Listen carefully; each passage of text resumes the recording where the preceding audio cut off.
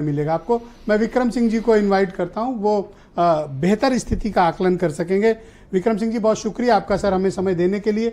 मैं जानना चाहता हूं कि ये संभल की जो घटना हुई है, एक पुलिस अधिकारी होने के नाते आप इसको किस तरह से सिस्टमैटिक इंटेलिजेंस, लॉ इन्फोर्समेंट एजेंसियों के फेल्योर की तौर पर मानते हैं, या फिर घटना का आकलन करने में, स्थिति का आकलन करने में संभल की पुलिस और अधिकारी प्रशासन विफल रहा? प्रारंभिक संबोधन में गागर ने सागर समा दिया और उसके बाद मेरे लिए कुछ कहने को बचा नहीं है। आपने जो समीक्षात्मक टिप्पणी की है, आपने कहा justice must not only be done but must seem to be done. न्याय सिर्फ होना ही नहीं चाहिए बल्कि दिखाई पड़ना चाहिए।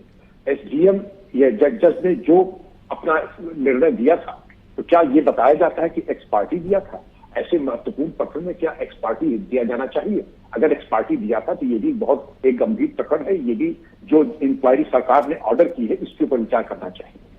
दूसरी चीज कि अगर इतना महत्वपूर्ण सर्वे हो रहा है तो क्या ये जरूरी नहीं समझा कि वहां के बुजुर्गों को, शांति समिति को क्रियाशील बना करके एक वातावरण तैयार करते, उसके बाद हम करते?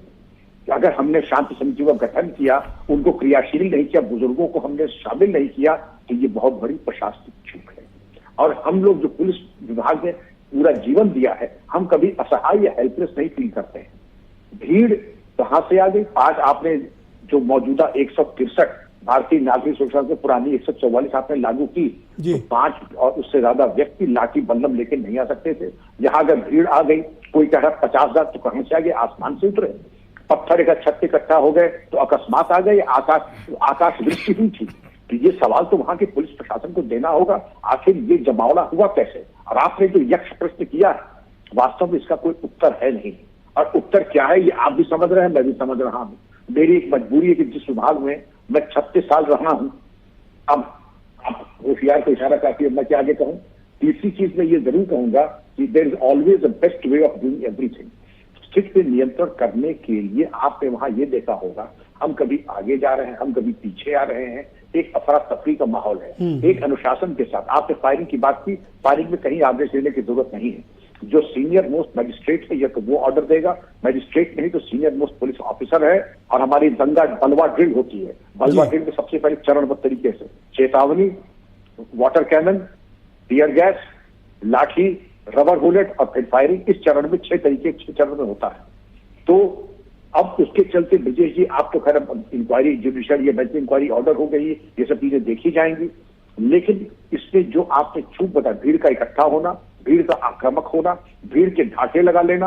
हालांकि मैं यही बता दूंगा, बताया ये जा रहा है कि आर्टिफिशियल इंटेलिजेंस और फेशियल रिकग्निशन सॉफ्टवेयर के माध्यम से सब चिन्हित हो जाएंगे।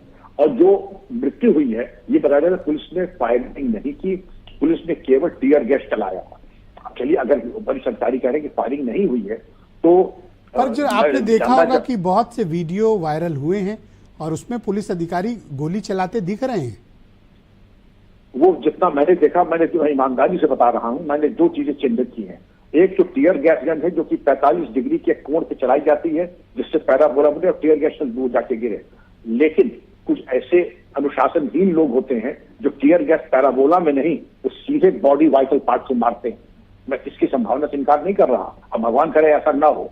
दूसरी चीज विदेश की ये है कि टीयर गैस मैंने देखा, लेकिन मैंने ये भी देखा था पिस्तौल, लेकिन मैंने उसको चलते हुए नहीं, लहराते हुए देखा था। लेकिन कोई भी अगर टीयर गैस नहीं चलती है तो मजिस्ट्रेट ऑर्डर करेगा, सीनियर मोस्ट पुलिस ऑफिसर करेगा। ये सविवेक से नहीं चलते। जब इस तरह के मोस्ट सेंसिटिव इश्यूज को हम हैंडल करते हैं, स्पेशली मंदिर मस्जिद से जुड़े हुए विषय को, तो हमें इसकी गंभीरता का भी आकलन होता है। एक सिक्योरिटी असेसमेंट भी होना चाहिए था, एक इंटेलिजेंस गैदरिंग भी होनी चाहिए थी, उन लोगों को भी चिन्हित किया जाना चाहिए था जो बवाल कर सकते हैं। जैसा कि बता रहे हैं कि बाहर से लोग आ गए, अगर आ गए तो इससे बड़ा फेल्योर क्या है? और उससे भी बड़ा फेल्योर कि आपके पास कोई इंटेलिजेंस इनपुट ही नहीं कि इतना बड़ा जमावड़ा कैसे हो गया।